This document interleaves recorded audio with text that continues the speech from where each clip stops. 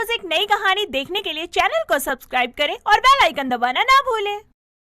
संगम बारिश में भीगता हुआ ऑफिस से जैसे ही घर आता है तो उसको देखकर उसकी माँ निर्मला कहती है, अरे मेरे लल्ला, इतनी बारिश में क्यों आया? थोड़ा रुकने देता फिर आ जाता। देख पूरा भीग गया। अरे माँ, अब इस बारिश का क्या भरोसा है, पता नहीं कब रुकती। अब इतनी देर बाहर रहता, इससे अच्छा घर आ गया। अब जल्दी से मैं कपड़े बदल के आता हूँ, गर्मा गर्म खाना लगा दो। अच्छा ठीक है, जा फ्रेश हो जा, मैं तेरा खाना लगाती हूँ। आज साथ में मीठे में तेरी मनपसंद चीज है।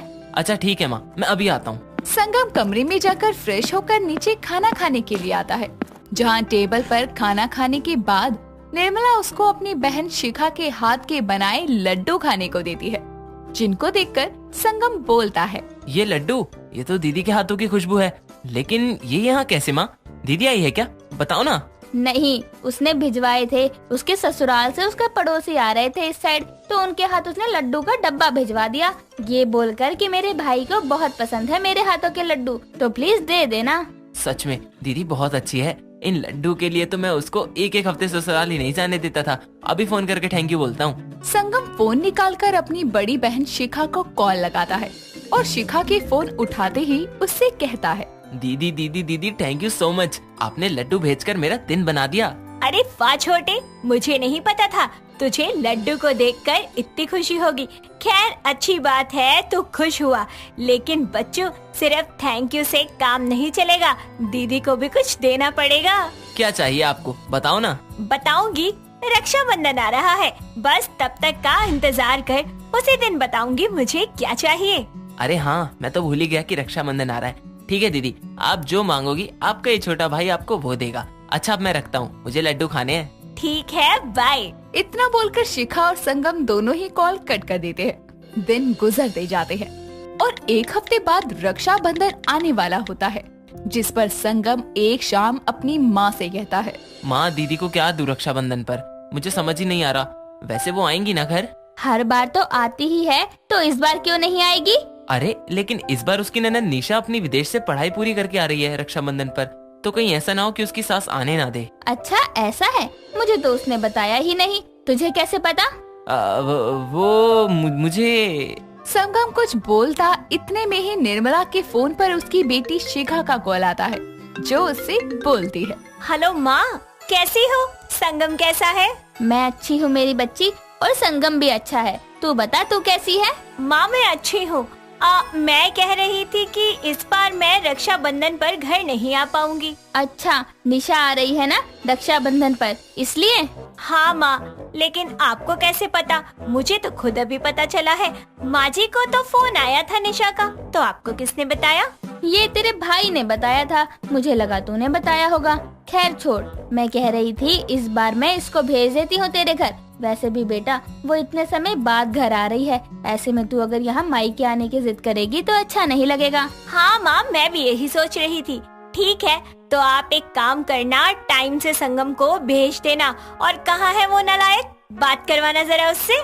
ले कर ले बात दीदी से। हाँ दीदी कैसी हो, और कोई दिक्कत मत लेना, मैं आ जाऊंगा आपके घर। बस बता दो आपको रक्षाबंधन पर क्या गिफ्ट चाहिए। वो तो मैं तुझे यही बताऊंगी, आ जाइयो टाइम से। चल अब मैं रखती हूँ, निशा के आने की तैयारी करनी है।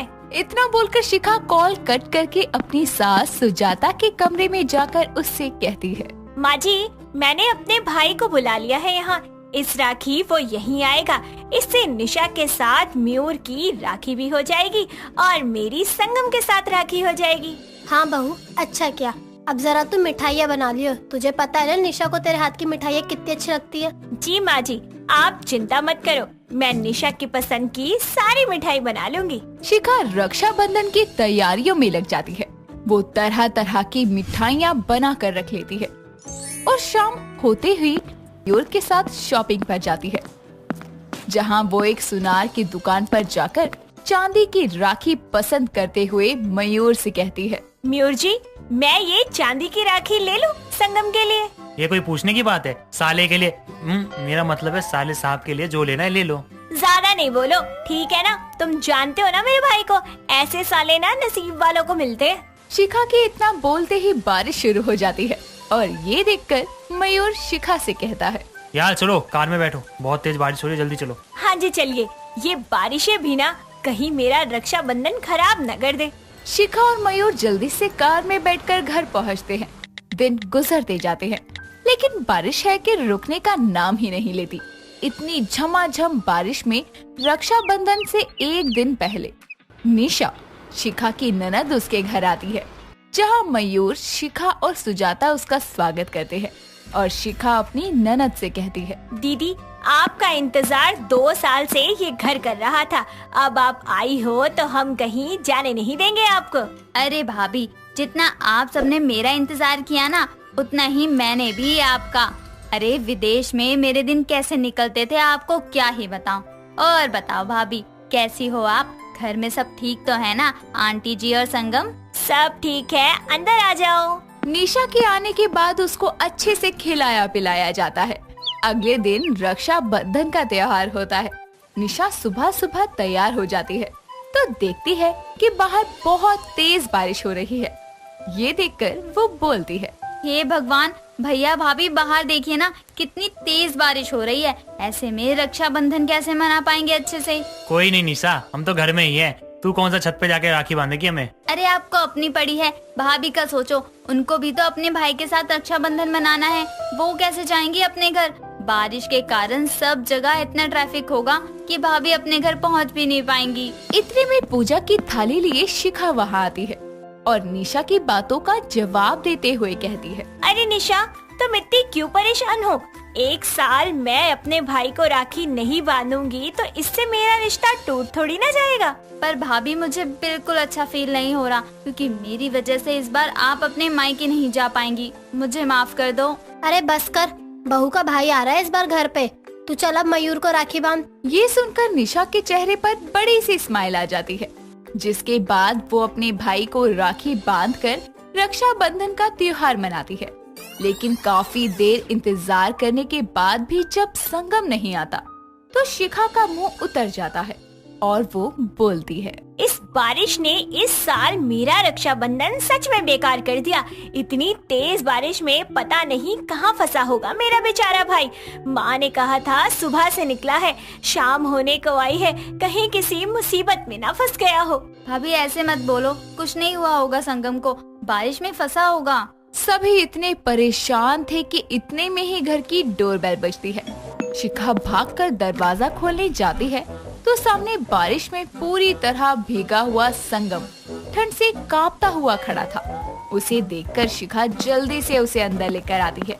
बेचारे संगम को कांपता देखकर सबसे पहले उसे वो कपड़े बदलने को कहते हैं, जिसके बाद जब वो सूखे कपड़े पहनकर सबके सामने आता है तो शिखा उसे राखी बांधती है, जिस पर संगम कहता है, इतनी बारिश में मैं कुछ ला तो नहीं पाया दीदी, आप बता दो क्या चाहिए, आपको कल दे दूंगा। मुझे जो चाहिए मैंने कहा था ना, मैं मांग लूंगी। तो मुझे मेरी भाभी चाहिए। अब मेरे भाई को शादी कर लेनी चाहिए, क्यों निशा? मम्मा, मुझे क्या पता भाभी। क्यों, तुमको शादी नहीं करनी संगम से? चलो कोई नहीं, मैं कोई और लड़की देख लूंगी। अरे नहीं नहीं भाभी, मैंने ऐसा कब कहा?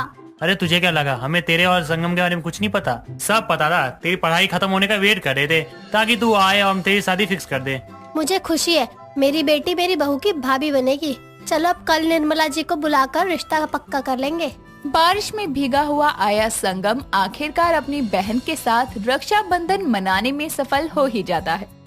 निधि मार्केट से सब्जियां ले रही थी, तभी उसकी सास बबीता का कॉल आता है और वो अपनी बहू से बोलती है, अरे ओ नासपिटी, अभी तक सब्जियां लेकर नहीं आई? 2-4 सब्जी लेने भेजा था, पूरा बाजार लेने नहीं, जो इतना टाइम लगा दिया।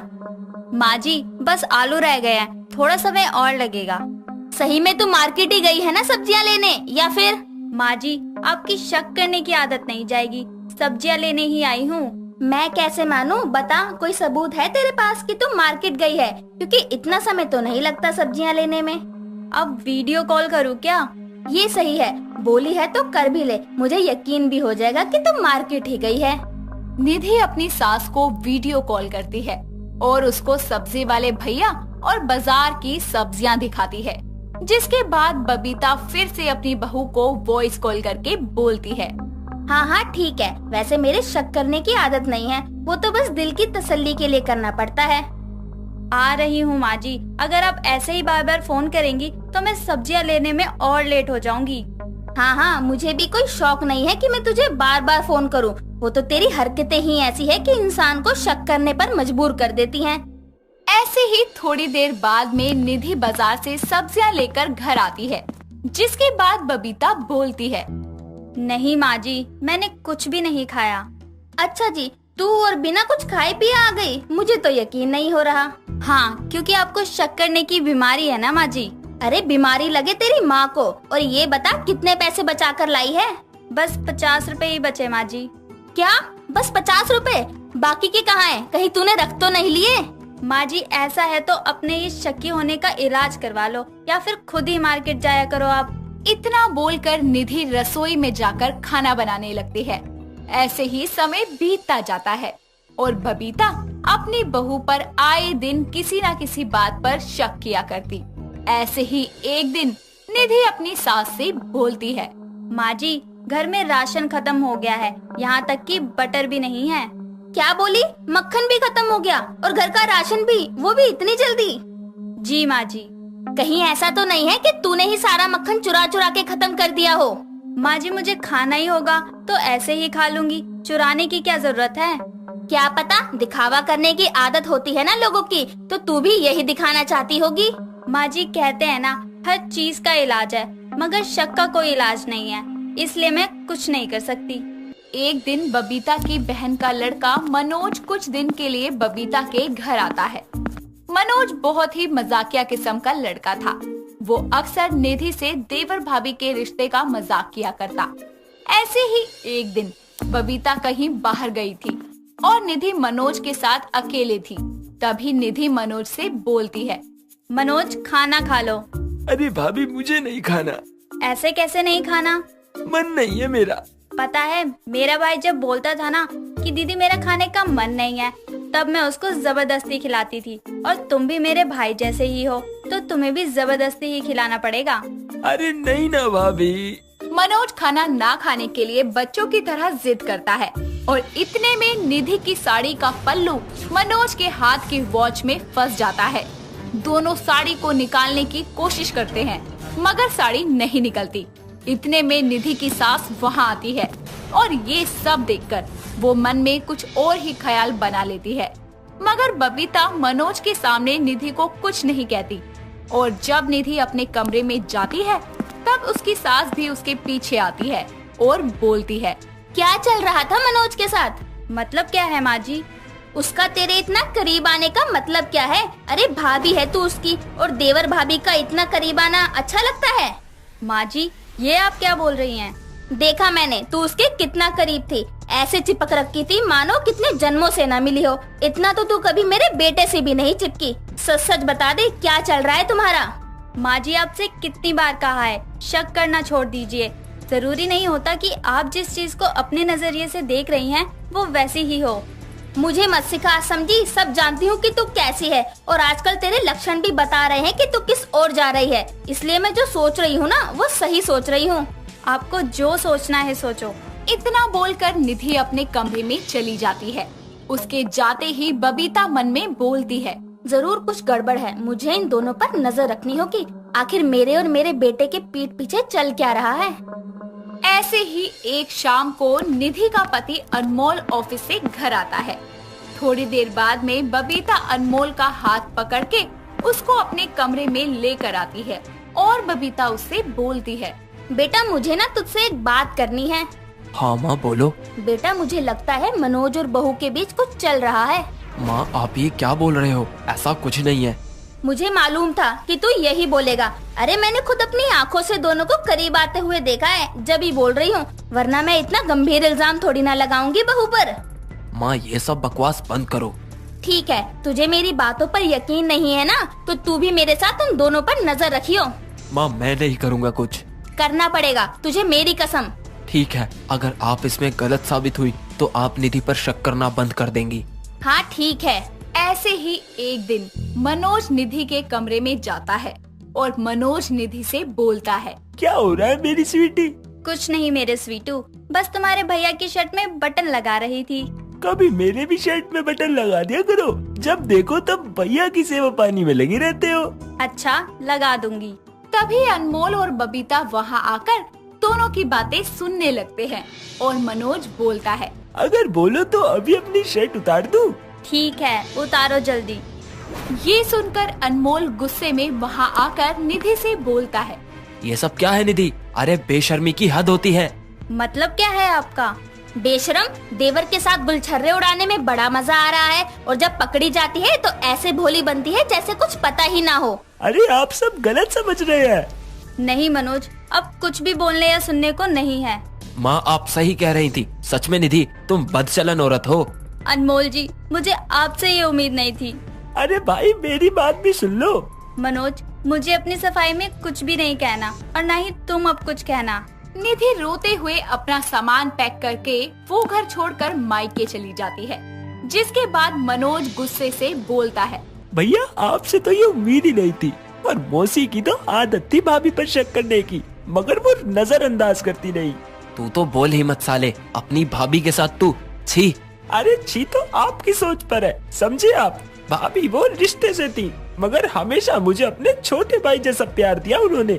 मेरी शर्ट का बटन टूट गया था, मैंने ही बोला कि अभी शर्ट उतार दूं, लगा दोगी आप बटन? क्या?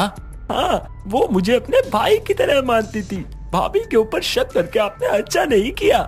इसमें मेरे बेटे की कोई गलती नहीं है। मेरी वजह से ही अनमोल ने बहू पर शक किया, मगर सच कहूँ तो जिम्मेदार मैं ही हूँ। मुझे ही शक की बीमारी है जो हर बार बहू पर शक करती रहती हूँ। और अब तो हद ही हो गई, देवर भाभी के पवित्र रिश्ते पर भी मैंने सवाल उठा दिए। और इस तरह अनमोल और बबीता को अपनी गलती का एहसास होता है और वो दोनों निधि के घर जाकर उससे माफी मांगते हैं और उसे अपने घर वापस ले आते हैं। दोस्तों, अगर आपको ये कहानी पसंद आई तो इसे लाइक करें, शेयर करें और कमेंट करके बताएं कि कहानी में आपको सबसे अच्छा क्या लगा।